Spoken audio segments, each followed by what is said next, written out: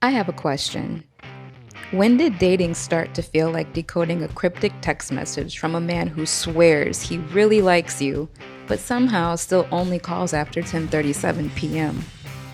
Because somewhere between the apps, the let's just see where it goes, and the suspiciously casual, I'm not really looking for anything serious right now, an entire category of relationship quietly appeared.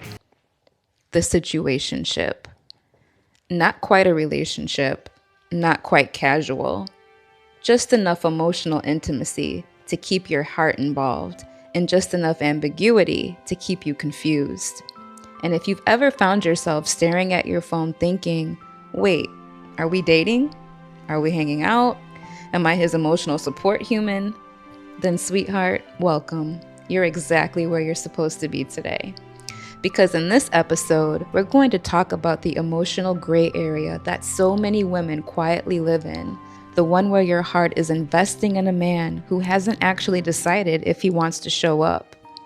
We're going to talk about situationships, not from the place of blaming men, and not from the place of blaming ourselves either, but from the place where clarity lives.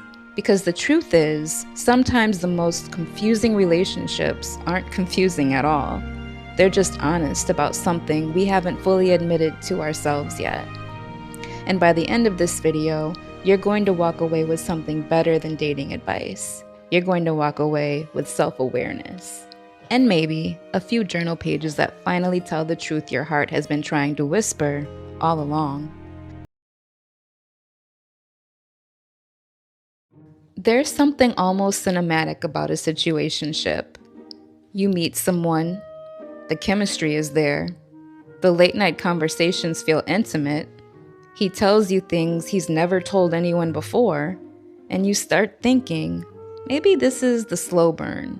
Maybe he just needs time. Maybe he's different with me.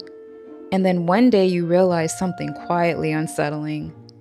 You know his childhood trauma, his fears, his complicated relationship with commitment, but you still don't know where you stand. And if we're being honest, a lot of women in their 20s and 30s have experienced this exact thing. Men who are charming, emotionally available in conversation, but somehow mysteriously unavailable when it comes to actually building something real. And here's the part no one talks about enough. Sometimes these men aren't villains. Sometimes they're just not healed.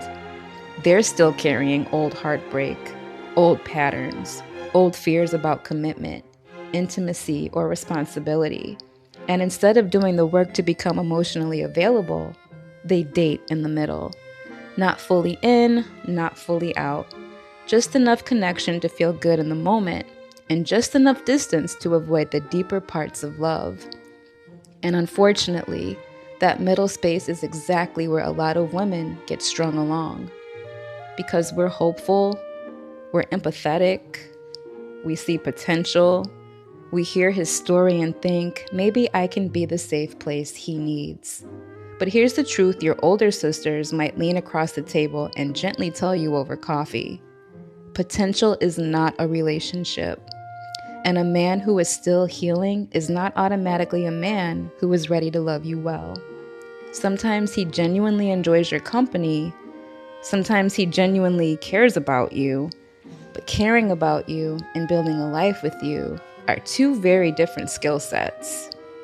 And when someone hasn't done their inner work yet, the relationship often stops at the easiest level, the bedroom. Because intimacy without responsibility is a very convenient place to stay. And I say this with love, not judgment. Because so many smart, self-aware, emotionally intelligent women find themselves here at least once, maybe twice, maybe 3 times before the pattern becomes obvious. You start realizing the difference between a man who is getting to know you and a man who is simply enjoying access to you. And the clarity is quiet at first. It arrives in little moments. When you notice you're always the one asking, "What are we?" When you realize the dates only happen late at night. When weeks go by and the relationship hasn't actually grown. It's just repeated itself. And suddenly you understand something important. The confusion wasn't about him. It was about what you were hoping he would eventually become. And that's the moment journaling becomes powerful. Because once you start writing honestly about your experiences, the patterns become impossible to ignore.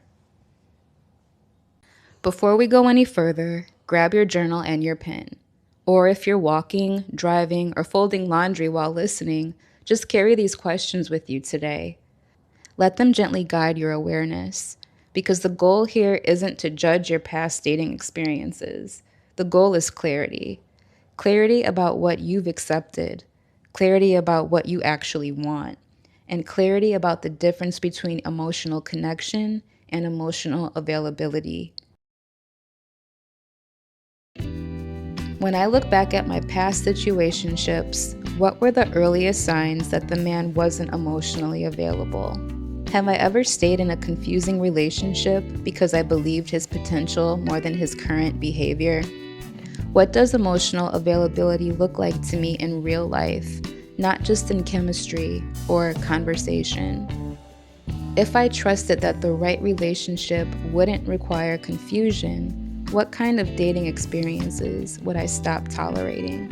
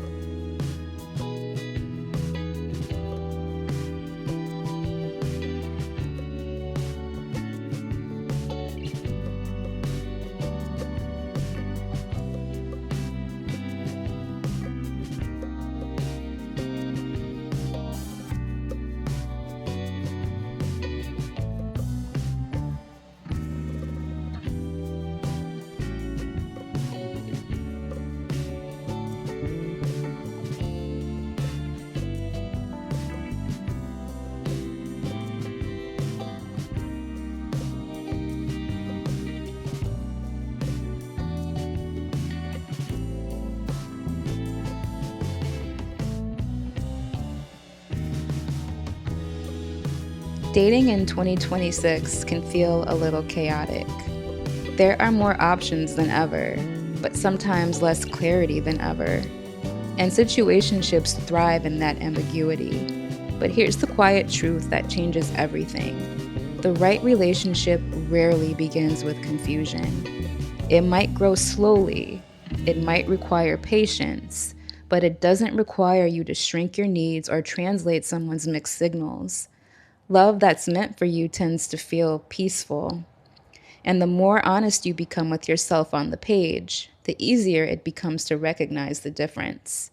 Because the page never gaslights you, the page tells the truth. And that's exactly why we call this the better page. If this episode resonated with you, save this video so you can come back to these prompts later. And I want to hear from you in the comments. Finish this sentence. The moment I realized a situationship wasn't enough for me was when. Your story might be the clarity another woman scrolling tonight needs to hear. And if you're building a journaling practice with me here, make sure you're subscribed, because every week we're turning messy life experiences into something better, one page at a time.